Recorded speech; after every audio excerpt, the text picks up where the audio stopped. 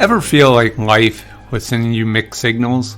Like when your GPS says, head northeast, and you're thinking, which way was that again? Or like when you're trying to figure out if the avocado is ripe. It's either too soft, too hard, or goes bad right when you decide to make guacamole. Well, Abraham probably felt the same way in Genesis 22. And today on BibleGlimpse, we're diving deep into this ancient story, but with a modern twist. If you ever wonder how a story about sacrifice can relate to our world today, stick around. Let's begin by listening to the New International Version. Sometime later, God tested Abraham. He said to him, "Abraham." "Here I am," he replied. Then God said, "Take your son, your only son, whom you love, Isaac, and go to the region of Moriah. Sacrifice him there as a burnt offering on a mountain I will show you." Early the next morning, Abraham got up and loaded his donkey. He took with him 2 of his servants and his son Isaac. When he had cut enough wood for the burnt offering, he set out for the place God had told him about. On the 3rd day, Abraham looked up and saw the place in the distance. He said to his servants, "Stay here with the donkey while I and the boy go over there. We will worship and then we will come back to you." Abraham took the wood for the burnt offering and placed it on his son Isaac, and he himself carried the fire and the knife. As the 2 of them went on together, Isaac spoke up and said to his father Abraham, "Father?" "Yes, my son," Abraham replied. "The fire and wood are here," Isaac said, "but where is the lamb for the burnt offering?" Abraham answered, "God himself will provide the lamb for the burnt offering, my son." And the 2 of them went on together. When they reached the place God had told him about, Abraham built an altar there and arranged the wood on it. He bound his son Isaac and laid him on the altar, on top of the wood. Then he reached out his hand and took the knife to slay his son. But the angel of the Lord called out to him from heaven, "Abraham! Abraham!" "Here I am," he replied. "Do not lay a hand on the boy," he said. "Do not do anything to him. Now I know that you fear God, because you have not withheld from me your son, your only son." Abraham looked up and there in a thicket he saw a ram caught by its horns. He went over and took the ram and sacrificed it as a burnt offering instead of his son. So Abraham called that place "The Lord will provide." And to this day it is said, "On the mountain of the Lord it will be provided." The angel of the Lord called to Abraham from heaven a second time and said, "I swear by myself, declares the Lord, that because you have done this and have not withheld your son, your only son, I will surely bless you and make your descendants as numerous as the stars in the sky and as the sand on the seashore. Your descendants will take possession of the cities of their enemies, and through your offspring all nations on earth will be blessed, because you have obeyed me." Then Abraham returned to his servants, and they set off together for Beersheba. And Abraham stayed in Beersheba. Sometime later Abraham was told, "Milcah is also a mother. She has borne sons to your brother Nahor, Uzed the firstborn, Buz his brother, Kemuel, the father of Aram, Kest, Hazo, Pildash, Jidlaph and Bethuel. Bethuel became the father of Rebekah. Milcah bore these 8 sons to Abraham's brother Nahor. His concubine, whose name was Reumah, also had sons, Tebah, Garm, Tahash and Maacah. This concludes the reading. So let's start unpacking this. Abraham, the big man, the promise keeper, the soon-to-be father of nation, wakes up one morning and God is like, "Hey, Abraham, sacrifice your son Isaac." It's kind of like getting a notification from your favorite app saying, "Congratulations, delete me." Now I can just imagine Abraham going through the 5 stages of app deletion grief. First off, denial.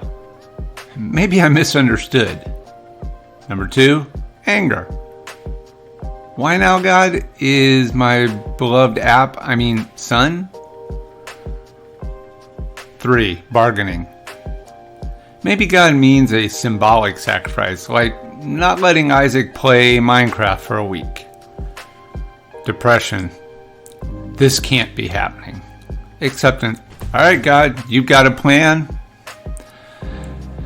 Yet, what's remarkable is Abraham's faith. He didn't have a customer service hotline to call, he just simply trusted. So moving on, we see the ultimate test of faith in modern times. Imagine you've worked months on a project, be it a sculpture, a manuscript, or a perfect TikTok dance routine, and suddenly your laptop crashes or TikTok gets banned. That's your Isaac.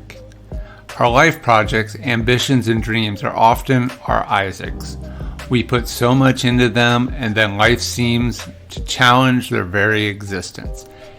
Abraham, hiking up the mountain, it's like us troubleshooting the problems, trying to find a way without giving up. Every step Abraham took, he hoped for an alternative.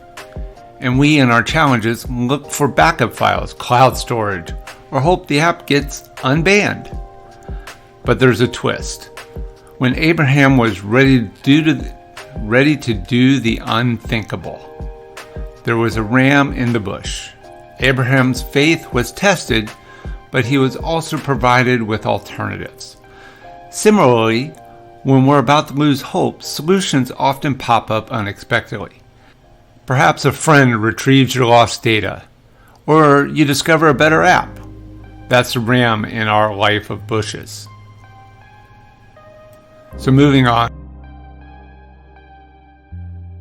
So what are our lessons for today? Well, first, trust the process. Like Abraham, we sometimes have to face mountains without knowing what's on the other side. But the climb, however treacherous, builds our strength. So next time you're upset about that Wi-Fi dropping during a crucial moment, remember, it's all just a small mountain, and there's probably a ram in the bush, or in this case, maybe a better Wi-Fi plan. Second, it's not about the sacrifice, it's about the obedience. Abraham's story wasn't really about sacrifice. It was about his willingness. In today's world, it's not about giving up your dreams, but being open to adjustments. So when your boss asks you to change the entire presentation the night before, think of it as being asked to climb a mountain. It's tough, but there's growth in the journey.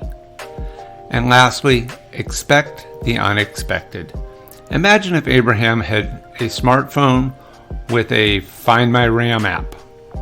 He might have found the ram earlier. But life's not always that easy. Just like we never expect to learn baking, knitting, and 5 different languages during a global pandemic.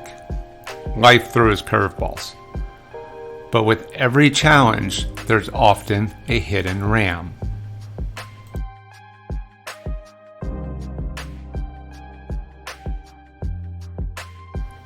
So to wrap up, Genesis 22 is more than just a story from the past. It's a reflection of our struggles, faith, and the unexpected solutions life offers.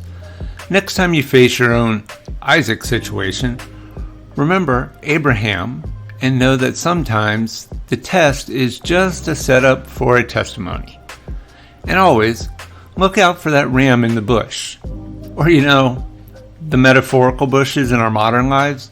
Maybe it's a surprise discount, an unexpected call from an old friend, or just finding an extra packet of instant noodles in the back of the cupboard. Here's to finding our modern day rams. Keep the faith and always stay curious with BibleGlimpse. Drop a comment about your Isaac situations and let's engage in conversations. Don't forget to check out our related videos for more insights. Stay faithful, stay curious, and keep glimpsing with us.